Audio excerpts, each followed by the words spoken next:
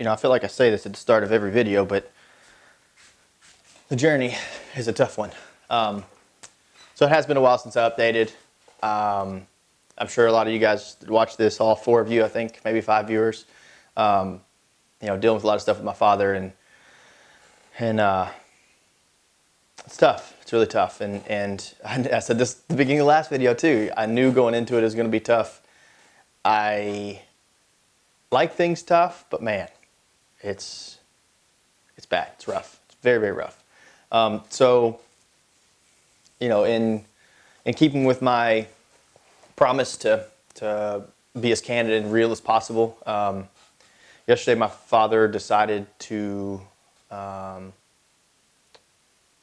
seek discharge from the hospital here at MD Anderson in Houston, and he is awaiting transport back to his home in Tupelo, Mississippi, probably tomorrow, to spend his final days with his family there. How does that factor into what I'm trying to do with this Ironman? It's interesting. I find that the only thing that I can do to keep my mind off of life is swimming. And in the past, swimming is where I did all the thinking, because there's nothing else to distract me. But what I found through this whole process with Dad is, while I love to be distracted and I love to be just ignoring basically the things that are going on by consuming myself with all this other stuff, sometimes I don't need that. And that's part of what this process has taught me. Just getting in the hours and miles is tough. I've got the time to do it, but I was telling Kendall yesterday, I said the hardest part about all of this, and anyone that's been through this, I'm sure a lot of people have, anyone that's been through this, I'm generally a very positive, happy person. Glasses always half full.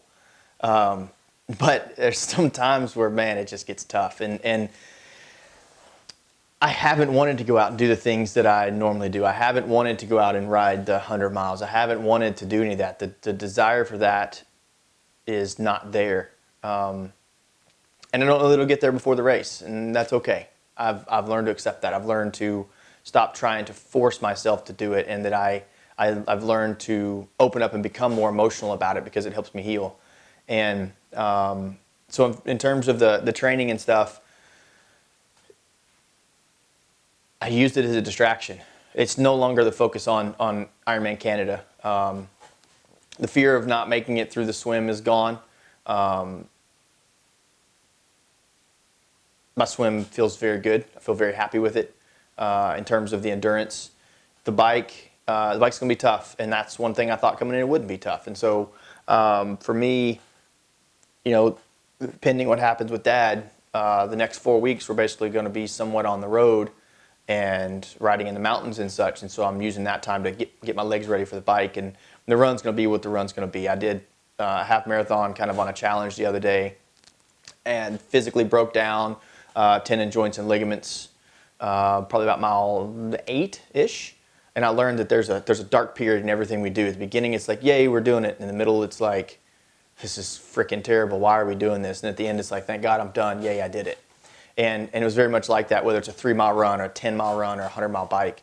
And getting through that gave me some confidence that I'm not going to hold Kendall back. I picked up on a few tips and tricks to do when things start to tighten up. And as I expected, the tendons and ligaments are not going to be super happy, because the beating and banging and lack of true, real preparation.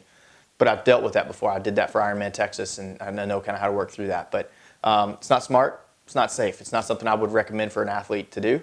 But it's how I learn, it's how I grow. And so, this journey has been hard enough in its own right, just getting prepared for an Ironman or attempting to prepare for an Ironman. But you factor in everything else, like family travel, like family illness and work and balancing new projects, and it can crush you if you let it. So I sit here in front of you right now not as somebody that's crushed, as somebody that's still motivated to an extent, but hyper-focused on what's ahead in the next 2 or 3 weeks, and constantly reminded that life itself is a race. And there is a finish line as I'm learning with Dad, and you're never prepared for it. Just like when I get to this Ironman, it's the irony of the two is not lost on me, is that you're never prepared for that finish line. Even an Ironman, your fastest day, or a 5K, or whatever you're doing, you're never truly prepared for it. Just like losing a parent or a loved one. So, like with that, I'm going to take advantage of every second that I can, every minute that I have, every conversation I can have. And with the training, when I'm engaged in training, I want to take advantage of those moments and those gifts to be able to do that. So that's where I sit today. Sorry it's been so long on the update. I promised I would update more often, but I'm just getting my ass whipped from all angles. So thank you all for tuning in, and journey continues.